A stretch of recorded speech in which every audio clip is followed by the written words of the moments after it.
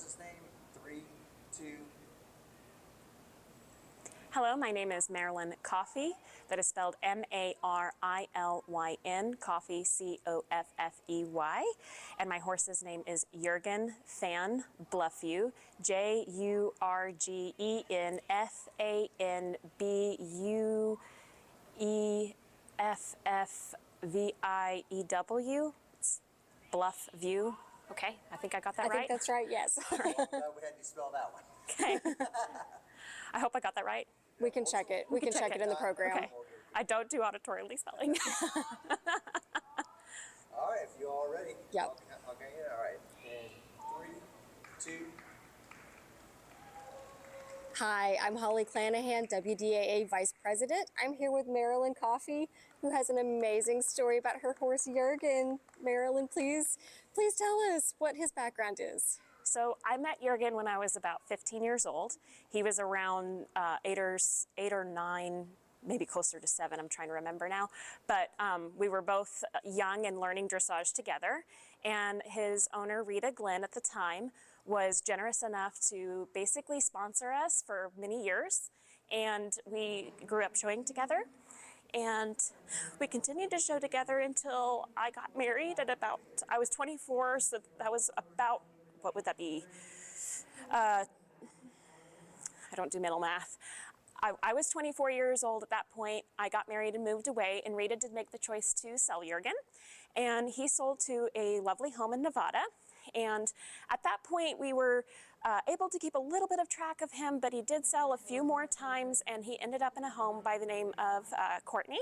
And Courtney was learning about Jurgen, and in trying to find research about his background and what information he knew and his level of training, she Google searched and found both Rita and my name, but she reached out to me on Facebook and said, hey, I think you might know this horse named Jurgen Van Bluffview. And it was really kind of cool because I had lost track of him and I missed him. Sorry. And Courtney was kind enough to make a very, very generous offer. And she sold me Jurgen. So he came back home and he lives with me now. I've had him about 8 months, and we were able to qualify for this Western Dressage World Show. And I was able to show him after a 7-year gap of not being able to really see him or use him. But this horse built me as a professional. He has helped many people in the professional world, both here in Oklahoma and even out of state. He's taught many children how to ride. I use him in my own lessons now, and he's a horse that can truly do it all. Marilyn, that is so special to lose your heart horse and then to re-find him. That's it is amazing. A part of it as a trainer that sometimes horses come into our lives and they do sell, and I completely understand. But it's kind of like just this Hollywood Hallmark moment that it was like pinch me. I couldn't believe it was happening. Yeah. And I really do want to send a specific thank you for not only Rita and all the time that she invested in getting that bond established with Jurgen and I, but also I do want to thank Courtney for trusting me with a horse that she did love, but she genuinely felt in her heart that he needed to come home with me. So I'm very grateful. I think it happened the way it was supposed to and how it was meant to be. And I have a very deep appreciation for the bond and the connection that I have with Jurgen. Oh my gosh, that's amazing. Can you tell us what it was like for you and for him too when you guys saw each other and reconnected? It was a truly very special moment. I was shaking, I was crying. He came out of the trailer a little bit quickly, like right to me. I was like, whoa, buddy, we need to slow down. Yeah. And he felt right at home. You know, they say horses will lay down and be at rest when they're, they feel safe. Yeah. And I took him out to the pasture and let him be loose. And right there in the dirt, he laid down and sighed and went and took a drink right away. So I do think he did recognize me, but I think I think that was what was able, in a lot of sense. Most cases, you wouldn't be able to be separated from a horse that long and have them make that kind of a drive and then have that reconnection and in less than 6 months go to a world show, be qualified for it. But I think he knew that this was his person again, and he was ready to lightly come back into the competitive world. I'm not pushing him. He's a very educated horse. He does have his sport predicate as a Frisian.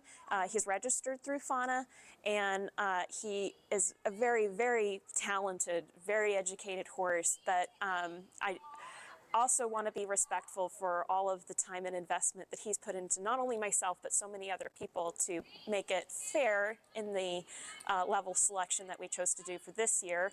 We will continue to work. I will continue to use him. I want to be fair to him and make sure that he is not being overworked, because he is a senior. He is an old man. He's 21 now, or will be this October.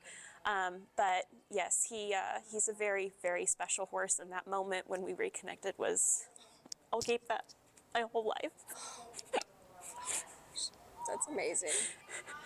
So tell us about what you're doing with him here at the Western Dressage World Show, and specifically your costume freestyle, because that was amazing. Thank you. I have been making musical freestyle since I was about 15. I have, when we decided to attend the Western Dressage World Show, part of working with him, I decided we could do either the regular tests or we can go ahead and just go and have fun and do the freestyles. And because I make my own freestyles and my own music, we opted to go ahead and do both the costume freestyle as well as the non-costume. And I even did 2 different forms of music. So my Friday night costume was Valkyrie, so it has a strong Norse mythology and Viking warrior vibe, if you will. And then on Saturday, the music that I selected, the composer's name, you're gonna laugh, his name is The Fat Rat. You can look him up on YouTube. I know the judges are probably going, what did I just score with the music with that name?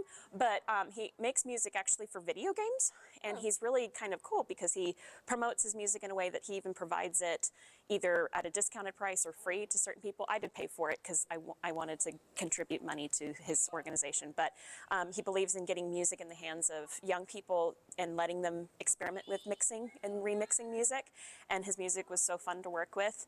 The Valkyrie music is probably a combination of about 12 to 15 different tracks that I acquired, and in mixing with those, I felt that Jürgen had that kind of presence that he's so photogenic, and he brings such this presence into the arena. I felt like it would be a missed opportunity if I didn't do something a little on the dramatic end. So we chose to do the Norse warrior just to add a little bit of bang for our presentation. And he's probably done